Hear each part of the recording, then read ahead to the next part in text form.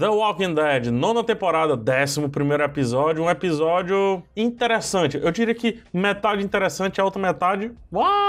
Mas enfim, eu comento já um pouco sobre o episódio, te informando mais uma vez, me desculpa pelo atraso. Os vídeos geralmente têm que sair na segunda-feira, só que eu tava de viagem para São Paulo, então saiu agora terça-feira. A partir da semana que vem, com certeza vai se normalizar, tá? E outra coisa é que esse vídeo é lotado de spoilers, então só fica aqui caso você tenha assistido ao 11º episódio de The Walking Dead ou não tenha problema com spoilers. Agora, começar a passar as imagenzinhas aqui, começando pelo uma espécie de flashback, né? É meio que tá acontecendo aqui, porque é antes do Rick morrer. A gente pode ver pelo tamanho do cabelo da Carol e também o Jerry tá com um cabelo diferente, né? Enfim, é um pouco antes do Rick sumir. Aqui o que chama a atenção é ele dizendo, o Jerry dizendo que vai ser papai, então seja bem-vindo aí o filho de Jerry. Isso aqui é para posicionar o que é que esse núcleo tá querendo falar. Enquanto um núcleo está buscando liderança, está buscando liderança de fato, se reorganizar e tudo, esse núcleo aqui ele ainda está acreditando no novo mundo, né, nas ideias de que as comunidades podem e precisam prosperar na feira, esse negócio todo. É isso que esse núcleo está pensando e é isso que esse núcleo faz aqui. É muito chato, eu acho que quebra um pouco o ritmo do episódio. Explico já por quê. Para justificar que é realmente no passado, ainda temos o Jesus aqui e a Tara trazendo aí o tratado. Lembra que esse tratado começou a ser forjado, né, começou a ser feito lá pela Michonne, e baseando-se em algumas ideias que o Rick tinha em mente. Então, esse tratado é como trazer um pouco a memória do Rick, que para eles está morto, para dentro ainda da série, mesmo que o Rick não existe enquanto personagem ainda mais, né, no novo The Walking Dead, né? A carta de direitos aí da comunidade, aí tem os artigos e tal, que a Michonne começou a escrever, né, que foi comprada, a ideia foi comprada por alguns, mas nem todos compraram, então tá aqui. A Alpha nos é trazido de volta, assim, e que show de atuação, que showzaço de atuação, mostrando que é uma cheia de caras e bocas, obviamente, mas mostrando que é uma vilã talvez bem mais voraz aí do que o próprio Negan, até porque inclui bebê, eu vou falar mais na frente, o governador e coisa e tal. Então, que vilã que é colocada. O Daryl rapidamente fica do lado da Lydia, né, ou seja, da menina que foi violentada pela mãe e tal, indo de encontro à Magna, porque é o grupo da Magna que tá lá preso.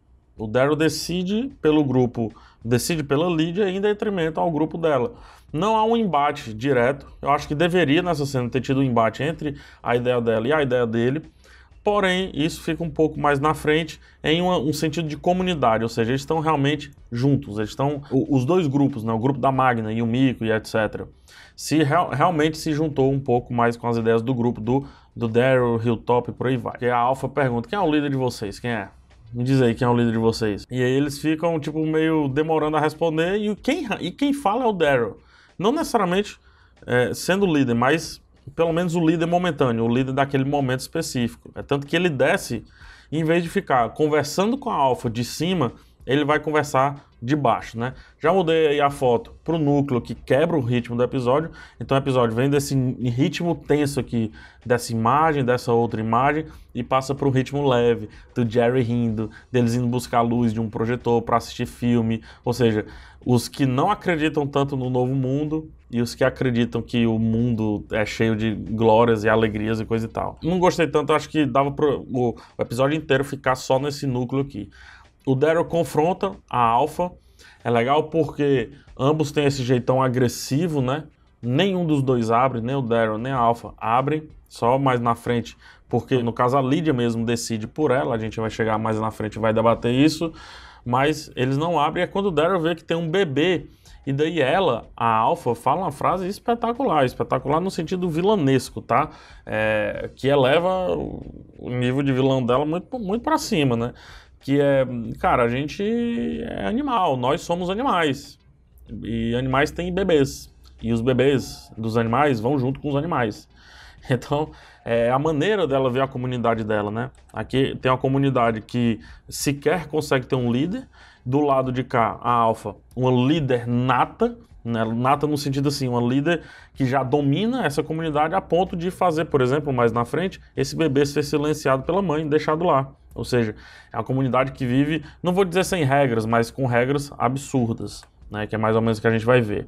Eu separei esse frame aqui só para mostrar que a Carol agora é arqueira, né? Até porque no futuro não tem balas, então ela é uma ótima atiradora, mas sem projéteis não tem como fazer muita coisa. Então, como houve o salto temporal, o arco e a flecha é um dos principais elementos aí daqueles que são atiradores, né?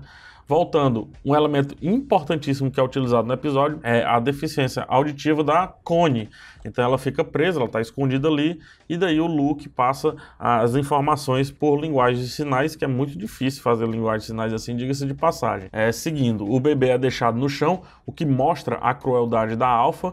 A mãe até reluta um pouco, mas tem tanto medo da Alpha, e a gente vai ver isso mais na frente, que é melhor deixar aí o bebê, não vamos se meter nisso, né? Eles escolheram viver como zumbis e como zumbis viverão em todos os aspectos. A Connie, ela pega o bebê, e aí o que chama muita atenção com relação a ela pegar o bebê é essa cena específica aqui, angustiante, de antes a Alpha falando que eles escolheram viver sussurrando, falando baixo entre eles, que é aquele negócio todo, onde o bebê não pode chorar.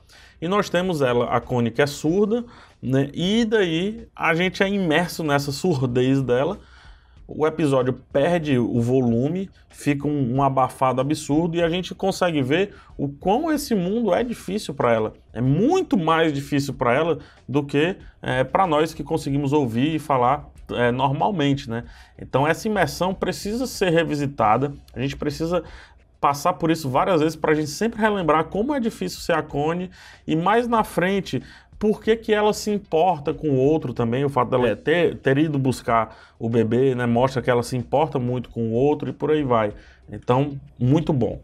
O Henry encontra a Lydia, né, dá uma roupinha para a Lydia se trocar, coisa e tal, e tem o lance da moedinha. É legal porque nesse momento, assim, pra você ver, tem um menino que está indo deixar uma roupa limpa para a menina que vivia como uma selvagem. E em seguida ela encontra uma moedinha, tipo uma moedinha de Hilltop. Porque esse episódio está discutindo valores, né? De um lado, do núcleo, o rei e tudo mais, discutindo valores do direito, das regras e por aí vai. Do outro lado, valores de liderança, mas também valores materiais. Coisa que não tem os sussurradores, valores materiais, por isso a ideia de trazer a moedinha. Coisa que tem um pouco o grupo de Hilltop e também o reino e por aí vai, como por exemplo se preocupar em deixar a roupa para ela vestir, né, no caso aqui a minazinha.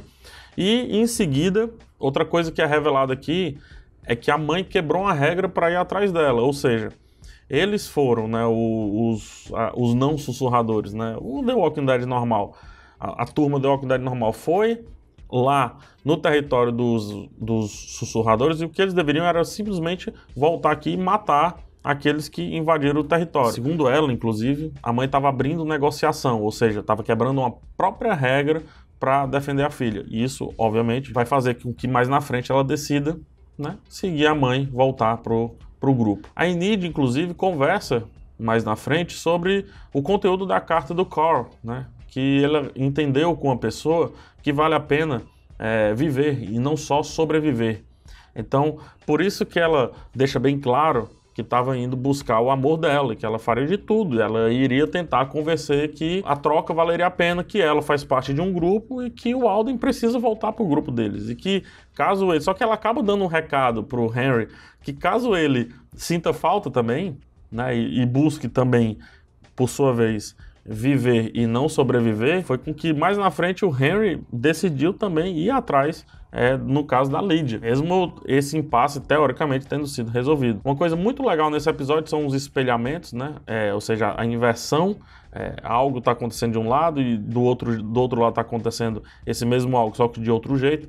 Então quando tem a liberação dos reféns, o Luke é recebido pela Yumiko com um fortíssimo abraço. A Enid recebe o Alden com um abraço também muito forte, enquanto que a mãe recebe a filha com um tapa. Por mais que ela abrace depois, é um abraço aterrorizante. Todos viram isso, né? É um abraço amedrontador. Pelo menos a menina fica amedrontada. O que eu queria mostrar aqui, nesse momento, é um pouco mais do núcleo. Eles conseguiram a lâmpada, né? Tá aqui na mão aqui da Carol. A Carol fica entre aceitar o novo mundo e não aceitar, querer que o mundo seja do jeito do rei e não querer tanto assim. Então é legal essa discussão. Só que isso aqui é para mostrar que assim que eles passam, aparece esse símbolo que eu simplesmente busquei muito. Não tem nada a ver com alfa, nem beta, nem nada. Não faço a mínima ideia o que é esse símbolo. Pode ser de um subgrupo da alfa. Pode ser o próprio Reino marcando e tudo. Definitivamente não são os Bolton, né? Porque quem assiste Game of Thrones aí entendeu a referência, teria que ter o X completo aqui. Sei lá, será que é o símbolo da Alpha na série?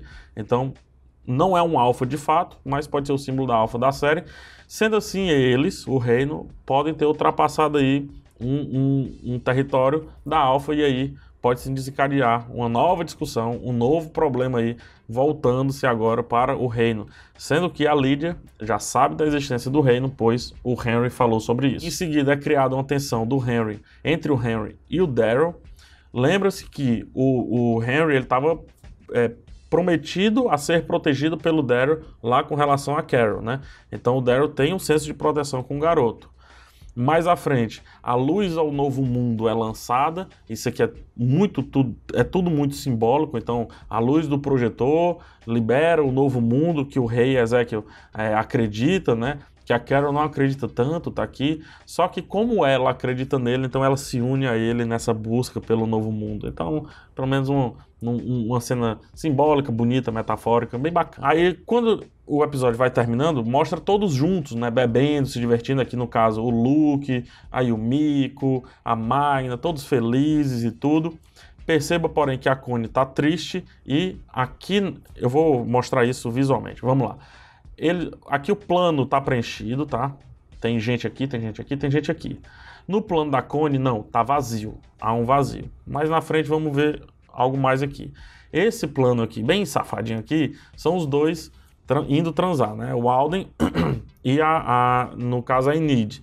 Então é um plano também preenchido onde um tem ao outro. A família aqui, o ferreiro, né, que tinha problemas, não conseguia parar de trabalhar, agora vai se preocupar um pouco com o filho. E um tem ao outro, assim como tem um novo filho aí para se preocuparem. O Jerry também tem o filho e a esposa, um tem o outro, coisa se preocupar, coisa e tal, já falamos sobre isso. Mas aqui volta um plano onde tem o Henry e do lado dele ao vazio, ou seja, ele está pensando, ele não está completo. Assim como o Daryl também não está completo nessa situação, também mostra o plano do Daryl sozinho. Perceba que esse plano do Daryl, eu vou voltar bem rápido, tá? Mas esse plano do Daryl, esse vazio, é do lado direito aqui do seu vídeo. E o vazio da Connie é do lado esquerdo. Então, eu já canto até a pedra que, obviamente, mais na frente, né? Eles se juntaram na jornada e quem sabe agora a Connie vai se sentir completa com o Daryl e vice-versa, que é o que eu acho que vai acontecer aqui, enquanto que o Henry tá buscando ser completo lá com a sua agora querida Lydia, né? Então, um jogozinho de imagem super bacaninha em The Walking Dead, fazia tempo que isso não acontecia. Tá aí ela dizendo que se importa, eles se identificam por ela se importar e ele se importar também e não conseguir ficar calado, e eles partem para a jornada. É assim que termina esse episódio de The Walking Dead, um episódio muito bom, um núcleo muito bom e o outro bem mais ou menos um alívio cômico que eu acho que não precisava ter. Poderia ser um episódio 100% pesado, mais denso, né? Mais escuro, mais fechado ali, mostrando que escolher não ter liderança é muito ruim, pois do outro lado, se tiver uma liderança muito forte, você vai ser engolido, né? O carro vai passar por cima de você tranquilamente. Mas no fim, um bom episódio. Comenta aqui embaixo, me diz aí o que é que você achou desse episódio de The Walking Dead. Se gostou desse vídeo aqui, dá joinha, se não, dá dislike. Um beijão em todos, até a próxima e tchau.